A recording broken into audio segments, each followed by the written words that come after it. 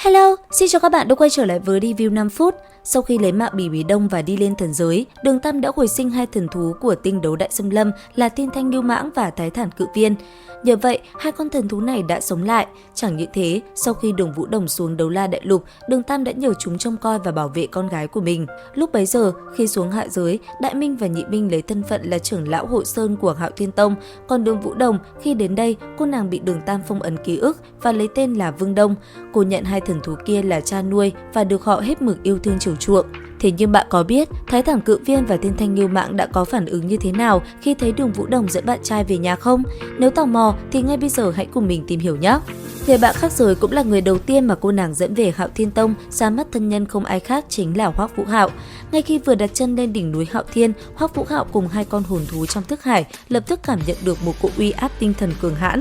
May mắn, áp lực này cũng không kéo dài, chỉ chốc lát vài giây liền chấm dứt. Chỉ nhiêu đó thôi cũng đủ khiến Hoắc Vũ Hạo đẫm mồ hôi sợ hãi. Hắn biết rõ áp lực quá lớn này với tu vi tinh thần lực hiện tại của mình, nếu duy trì e rằng không trụ nổi quá 1 phút. Thấy vậy, Phương Đông quay qua nhìn người kích phát ra cỗ uy áp kia, hiển nhiên đó chính là Nhị Minh. Thế nhưng ngay cả hồn thú có tu vi đỉnh cấp này cũng phải tán dương tu vi tinh thần của Hoắc Vũ Hạo.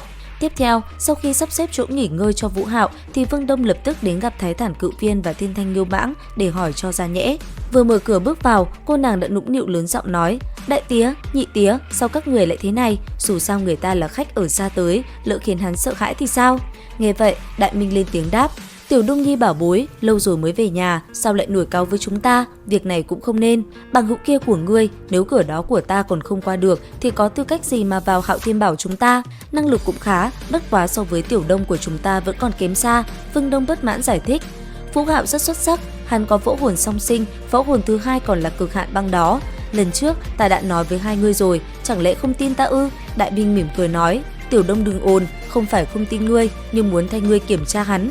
Hơn nữa, chẳng phải nhị tía chỉ ra tay vừa phải thôi sao?" Lúc này, Nhị Minh lại quay qua hỏi: "Tiểu Đông, hiểu biết của ngươi về bằng hữu này nhiều ít thế nào? Lai lịch hắn ra sao?" Vương Đông phụng phịu đáp: "Không phải lần trước ta nói hết rồi sao? Lúc đó hai người tra hỏi như muốn đem tổ tông 18 đời nhà người ta ra truy vấn, ta còn gì cho nói đây chứ?"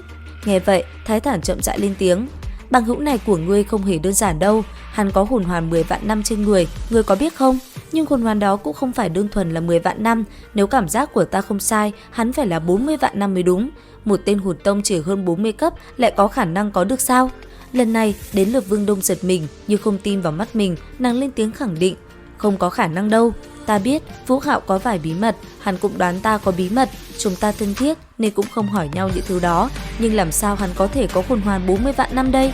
Nhị tía, cảm giác của người sai rồi." Lời nàng vừa dứt thì Đại Minh cũng lên tiếng phụ họa: "Nếu nhị tía của ngươi cảm giác sai, chẳng lẽ cả ta cũng sai? Hơi thở kia đúng là từ hồn thú 40 vạn năm, việc này chỉ có thể có một trường hợp duy nhất, chính là hồn thú 40 vạn năm đó hiến tế cho hắn. Nhưng trong quá trình hiến tế lại phong ấn áp xúc năng lượng bản thân để dung hợp với cơ thể hắn. Ngươi thật là biết chọn người a." Vương Đông kinh nghi bất định vội thanh minh: "Nhưng mà đại tía, nhị tía, ta cam đoan Vũ Hạo đối với ta tuyệt đối chân thành, hắn sẽ không gây bất lợi gì cho ta. Cho dù hắn có hồn hoàn 40 vạn năm thì sao? Ta..." Đại Minh ngắt lời, trầm giọng nói: "Tiểu Đông, cha mẹ ngươi giao phó ngươi cho chúng ta, nhất định chúng ta phải lo lắng cho ngươi, không thể để ngươi giao du với một người không rõ lai lịch. Ít ra hắn phải làm rõ năng lực bản thân mới được.